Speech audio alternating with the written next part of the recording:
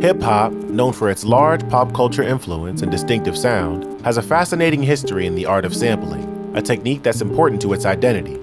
But now, it's facing an identity crisis. Sampling is when artists take parts from existing songs and weave them into a new composition, resulting in something both unique and relevant. Today, rappers face major criticism. While some sample decade-old successes, others borrow from modern rap classics, provoking arguments on social media over the artistic quality of sampling. Artists like NLE Choppa, SZA, and Coi Leray have experienced criticism for their sampling choices, with social media critics questioning the genuineness of their creative process. Some may believe that the topic of whether sampling is art is settled, but others do not. Just spend 5 minutes on social media and you'll find critics expressing their thoughts on sampled music. Some say that music was more innovative in the past, but nowadays it's like hearing the same song over and over again. Just listen to this, for instance.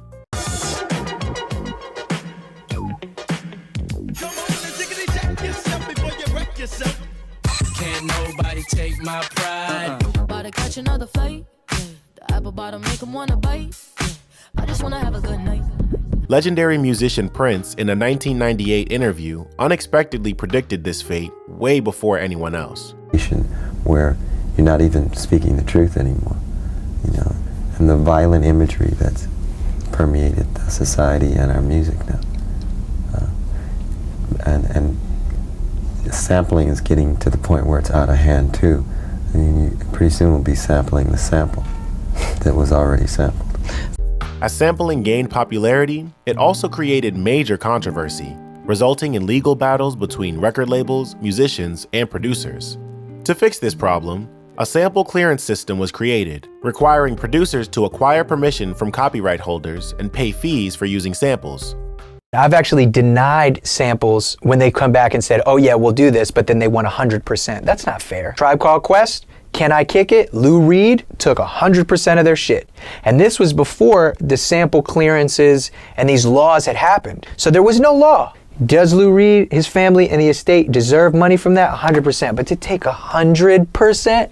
No. So then when I sample, I don't sample the song, I don't sample the melody, and I'm rapping about other shit, but then I just have a part where I go, can I kick it? And then my friends chant, yes you can, which fucking Phife Dawg and Q-Tip wrote, not Lou Reed. But guess what? Q-Tip, Phife Dawg, Ali Shaheed Muhammad, the Tribe Called Quest didn't get a fucking cent. And it all went to the estate of Lou Reed and lawyers. And that's cool, I'm not mad. It's not about the money, man. It's about the fact that when I found out they're taking 100% of my record because they took 100% of their record, I'm like, man, that really sucks. An example of this occurred when Young Gravy apparently faced a lawsuit from Rick Astley, the voice behind Never Gonna Give You Up. The lawsuit claimed that Gravy copied Astley's voice without authorization in the track Betty, Get Money, despite having licensed the instrumental component of the song. Astley stated that the unlawful use threatened future partnerships and initiatives involving his hit, thus just going to show that sampling doesn't always have the older artist's best interest at heart. Diddy has an interesting opinion on the argument. Hip-hop was based on sampling, he thinks. We didn't have any musical programs in our school. We didn't have any instruments. All we had was the 2 turntables and a record, and we would actually have the vision to take the pieces of the record and reimagine them. That's what sampling is about. In the last 10 years, artists have started to become lazy. Hip-hop lyrics have been rather black and gray, becoming more and more simpler every day. Today's artists have taken more of a back seat when creating lyrics to rather just piggyback off of a past hit song, hoping for similar results. Basically saying, if it worked for them, it can work for me too. This change is also partly because artists today are now more focused on making catchy music that people can dance to, rather than making an artistic masterpiece. The cause of this can be due to the rise of TikTok, and how it is more likely that songs that become popular on TikTok can boost the artist's streaming numbers. But hip-hop is being, I don't want to say being watered down, but I think the fans, even like TikTok, which is like, half of TikTok is like, man, it's amazing for records and blowing up your song, but it's like, man, if you say something in a rap song nowadays, like TikTok might try and like obliterate you, you know what I'm saying, or like completely in your existence, you know what I'm saying, like I think it's just, or even like with the TikTok thing, like now it's like a song could blow up and then you go perform it and it's like, until you get to that one part that blew up on TikTok, it's like, we don't know this song. Whoa. You know what I'm saying? Like the whole song until that 1-2 lines that the dance is on. You know what I'm saying? Like, it's crazy. Yeah, nah, it's terrible. And there's so many of those because there's so many people that could just upload, like you said. It's so many. You know what I'm saying? Like, because it takes 2 seconds to upload a song. The music industry is playing it safe as well. It costs a lot to launch new talent, so record labels stick to what they know works. This cautious approach has led to a kind of sameness in how today's rap sounds, both in terms of beats and how the music builds up. Now think about how often you hear a song. It's everywhere, from the radio to malls, the internet, movies, and TV shows. This constant exposure tricks our brains into liking the music more each time we hear it. It's like a musical version of getting used to something because it's always around. In the world of music, there's also a perspective floating around that portrays sampling as a kind of parasitic culture.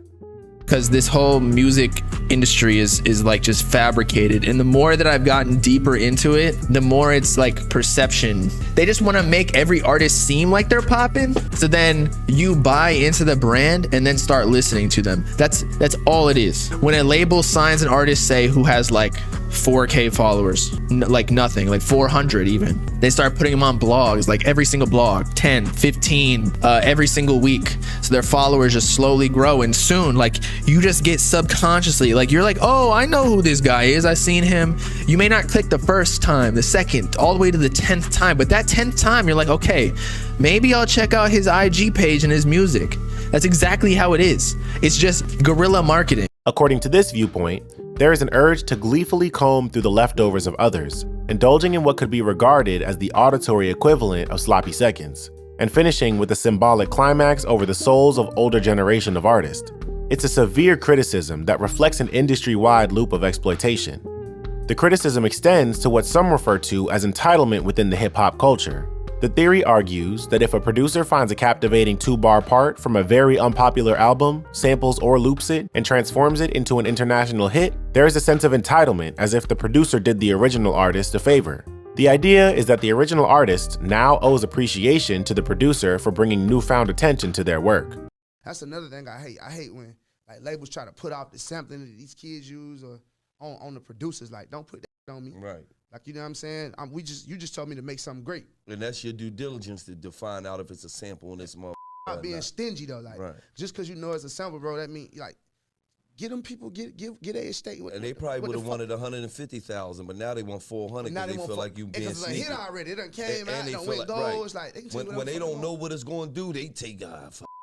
Yeah, like give us 30,000. Let me hear it. They don't understand the music. Oh, this don't sound like nothing. Tell them give us a little 67. Give us 100,000. Yeah. Then that motherfucker hit. 4 million. Nah, Give me some